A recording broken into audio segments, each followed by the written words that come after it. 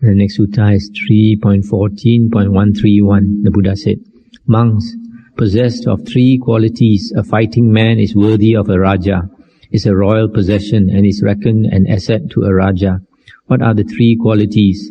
Herein, monks, a fighting man is a far shooter, a shooter like lightning, and a piercer of huge objects. Possessed of these three qualities, a fighting man worthy of a Raja is a royal possession, and is reckoned an asset to a Raja. In like manner, monks, possessed of three qualities, a monk is worthy of respect, of offerings and gifts, of being saluted with clasped hands upraised, a field of merit unsurpassed for the world. What three? In this connection, a monk is a far shooter, a shooter like lightning, a piercer of huge objects. Now, in what way is a monk a far shooter? Herein, whatsoever object, be it past, future or present, personal or external to self, be it gross or subtle, mean or exalted, far or near, every object, in short, that he beholds, he sees it as it really is by right insight thus. This is not mine. This am I not. This is not myself. Whatsoever feeling, be it past, future or present, he feels, he sees it as it really is in like manner by right insight. Whatsoever perception, whatsoever volition, whatsoever consciousness he has, be it past, present or future, personal or external to self, be it gross or subtle, mean or exalted, far or near, everything in short of which he is conscious, he sees as it really is by right insight thus. This is not mine. This is not, this am I not. This is not myself. That is how a monk is a far shooter. I'll just explain a bit here. Stop for a while.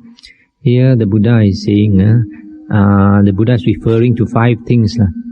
He made this statement about this is not mine, this am I not, this is not myself. Refers to 5 things. The first one is form or body. Second one is feelings. Third is perception, then volition, and the last one is consciousness. These are called the 5 khandhas, 5 aggregates. And these 5 aggregates, the Buddha says, we always associate with the self. Either we take it to be the self, or as belonging to the self, or the self is in the 5 aggregates, or the 5 aggregates is in the self. For example, body. If the body is tall, you say, I am tall. If the body is short, you say, I am short. If the body is sick, you say, I am sick. So we always associate the body with the self. Feelings also. When we have happy feelings, we say, I am happy. When we have sad feelings, we say, I am sad. We find it very difficult to dissociate ourselves from these 5 things. The third one is perception. We have a perception of somebody as being likable, somebody as being repulsive, and then again you say this person is likable to me or repulsive to me, etc. And volition also. Whenever volition is exercised, we say, I want this, I don't want this. And the last one is consciousness. When we are conscious of sights, of sounds, of smells, taste, touch and thoughts, we say that we are conscious of this, we see this, I see this, I hear that sound.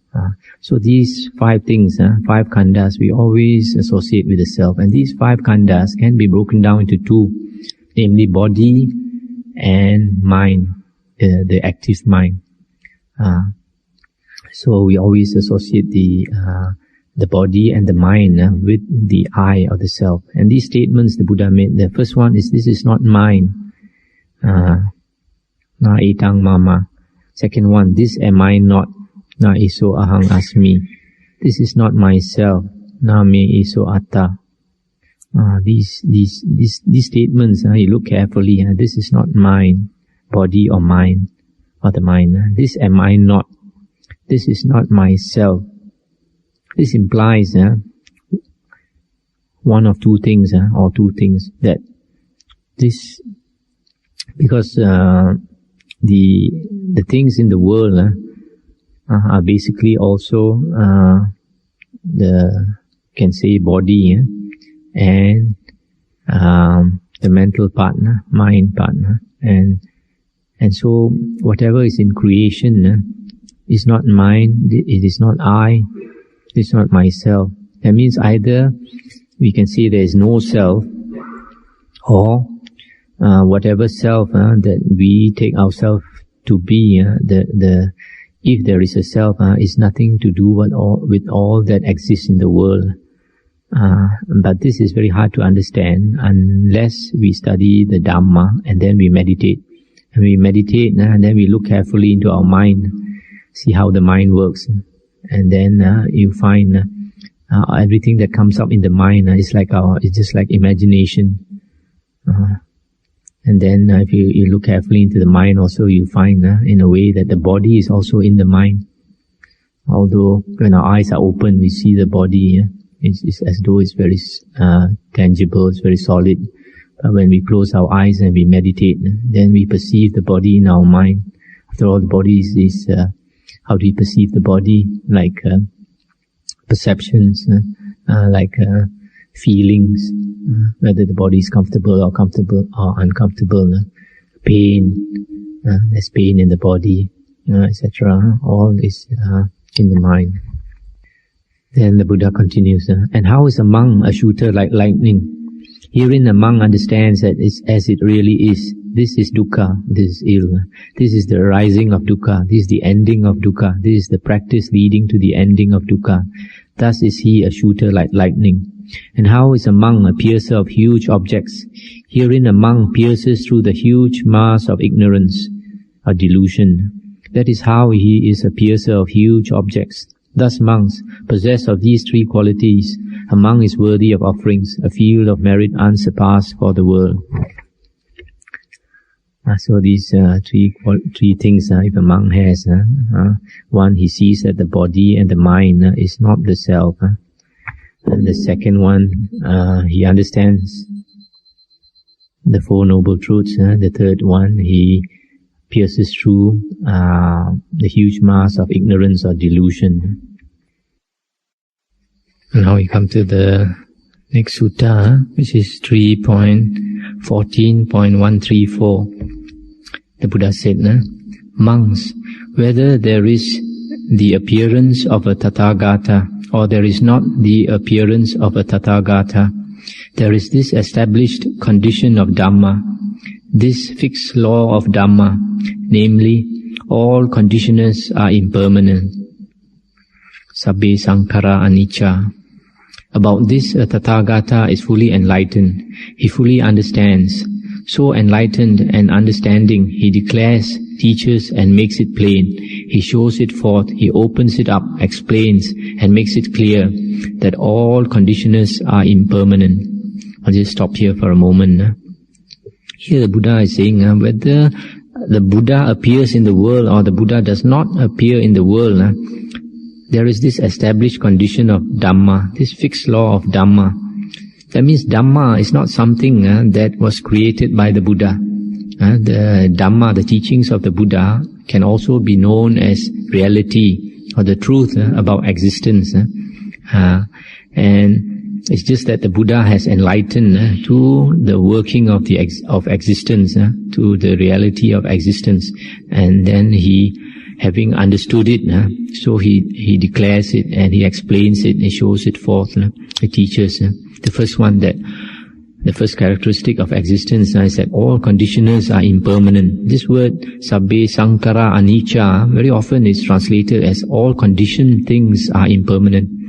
But I'm one of those monks who prefer to translate sankhara as conditioners, because the word for conditioned things is actually sankhata.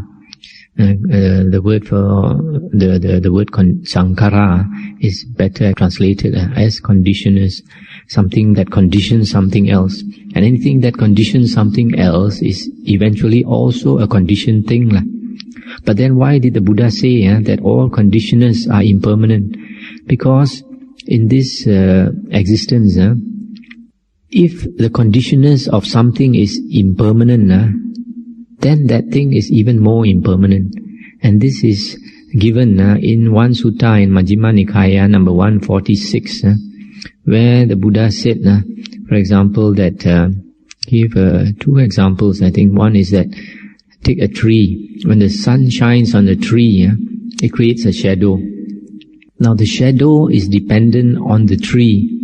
It's also dependent on there being the sunlight. So the conditioner of the shadow is the tree, the presence of the tree, and the presence of sunlight. And these two conditioners are impermanent because the sunlight is only there for a few hours, and also the tree is also impermanent. One day it will fall. So because of that, the shadow is even more impermanent. So in the same way, like a lamp is burning, so the radiance of the light given out by the lamp burning, to understand first, to understand that it's impermanent, we look and see that the conditioners of the brightness of the lamp depends on the wick, depends on the oil that is present in the lamp, depends on the air being present. So if the wick is burned up or the oil is used up, then the flame would not be there. So if we see that the conditioners of anything are impermanent, even more impermanent would be that thing. And then the Buddha continues, monks, whether there is the appearance of a Tathagata or there is not the appearance of a Tathagata, there is this established condition of Dhamma, this fixed law of Dhamma, namely all conditioners are dukkha, painful. About this, a Tathagata is fully enlightened, he fully understands, etc. And then the Buddha continues, monks, whether there is the appearance of a Tathagata or there is not the appearance of a Tathagata, there is this established condition of Dhamma, this fixed law of Dhamma, namely all things are not the self. Sabbe Dhamma Anatta. About this, a Tathagata is fully enlightened. He fully understands it.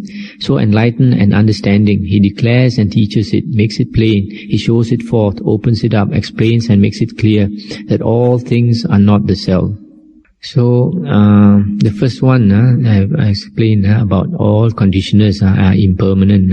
And the second one, because conditioners of anything are impermanent, so that thing is impermanent, and because of it being impermanent, it gives rise to dukkha. Dukkha is sometimes translated as unsatisfactory, sometimes as painful, sometimes as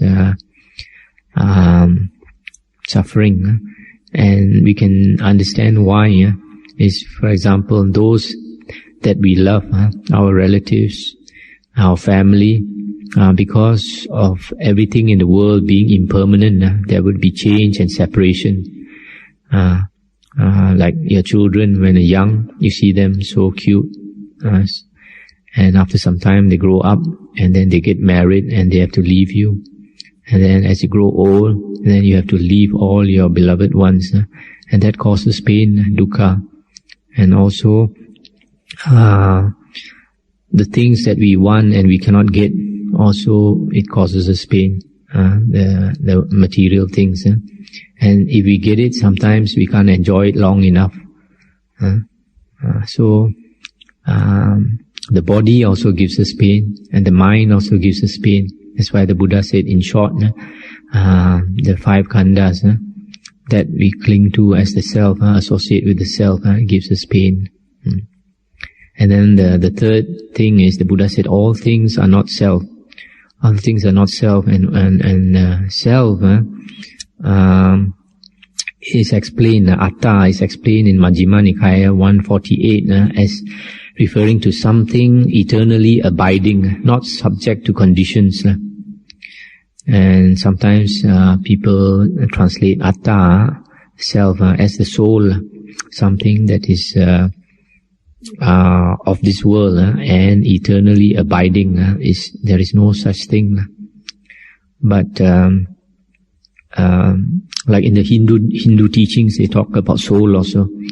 But we have to understand them, because those Hindu yogis who are well developed, they understand that the soul is not something of this world, even though They say there is a soul. They say there is something that is out of this world, something that the mind cannot perceive.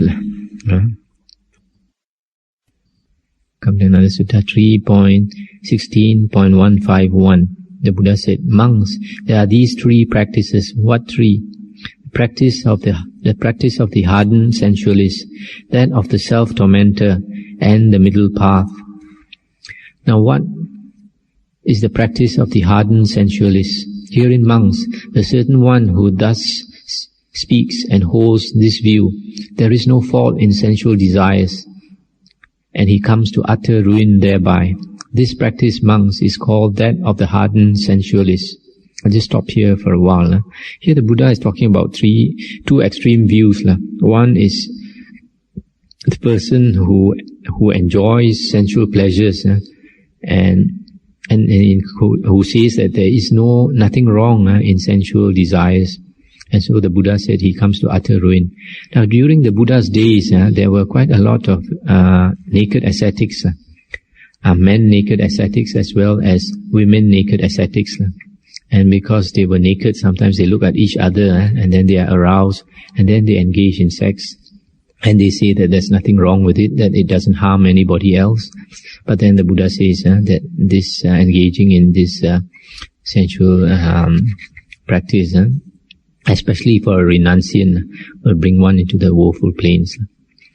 And then the Buddha continues, and of what sort is the practice of the self-tormentor? Herein a certain one goes naked. He does not follow convention. He licks his hands clean. He will not come when asked, not stop when asked. Food brought to him, he refuses special food. He refuses an invitation to a meal. He refuses food straight from the pot or straight from the bowl, or across the threshold of a door, across a stick, across a pestle. He refuses food when a couple are eating, or from a pregnant woman, or from a woman giving suck, or a woman lying with a man. He refuses food from a food distribution center, or where a dog stands by, or where flies are swarming. He eats no fish or flesh, drinks no liquor or intoxicant, not even rice gruel. He is a beggar from one house only, an eater of one mouthful. Or maybe he begs from 2 houses, eats 2 mouthfuls, up to 7 houses, and eats 7 mouthfuls only. He exists on just 1 little saucerful of food, or on just 2 or more up to 7 saucerfuls. He takes food only once a day, or once in 2 days, or 3 days, even to the extent of eating once in 14 days.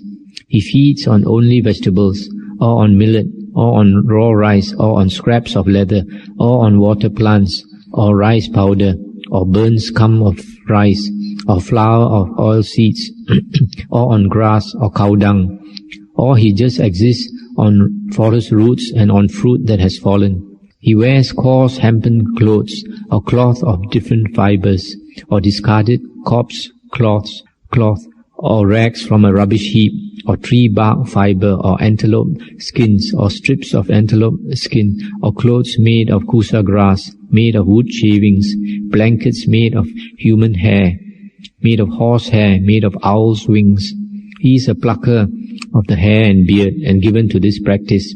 He remains standing and refuses a seat. He squats down and keeps a squatting posture. He is a bed of thorns man. He makes his bed on spikes. He lives given to the practice of going down to the water to bathe, even a 3rd time in the evening also. Thus in diverse ways he lives, given to these practices which torment the body. This, monks, is called the practice of self-torment. And of what sort, monks, is the middle path? Herein a monk lives contemplating body in the body, ardent, self-possessed and mindful, having put away covetousness and dejection for the world. Similarly, he contemplates feelings in the feelings, mind in the mind, Dhamma in the Dhamma, ardent, self-possessed and mindful, having put away covetousness and dejection for the world. This is called the middle path. These are the 3 practices.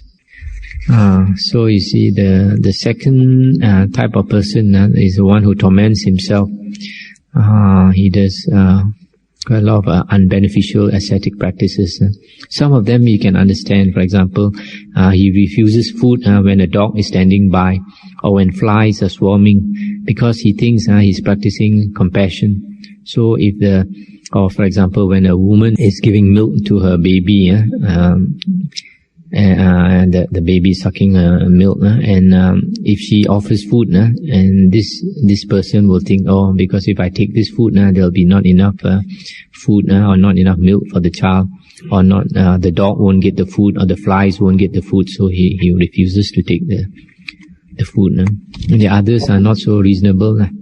He starves himself and all that, and this is unbeneficial ascetic practices. But the Buddha said the middle path is the path that if we practice, will bring us wisdom, make us, get us out of samsara, out of the round of rebirths.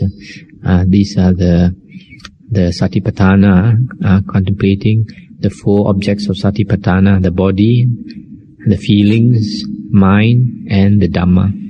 And with that, we come to the end of the first book.